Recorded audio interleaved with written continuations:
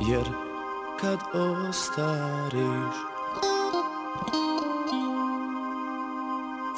niko ne kuca na tvoja vrata, ni potok s ribama od srebra, ni mladoš drijebe vlažna oka, ni jabuka u cvatu, niko. Samo ja kad ostariš, kao oblak u tvojoj kafi, doći ću u krombi kaputu i čuću kad ti se moje ime omakne i krene polako sama od sebe. Posljednja suza za mene, jedan za drugim vozovi polako prolaze.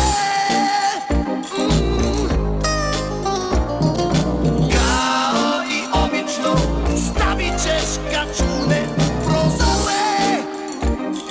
Čini mi se da mjesec Ramazana počinje.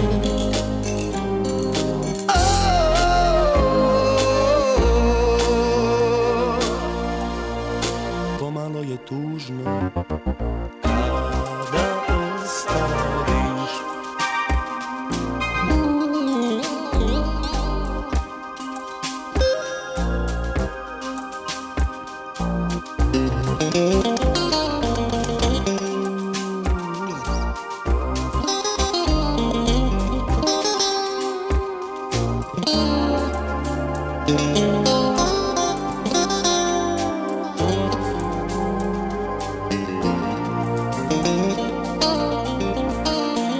Samo ja kad ostariš,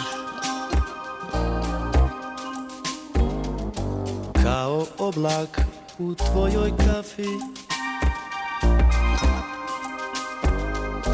doći ću u krombi kaputu i čuću kad ti se moje ime omakne i krene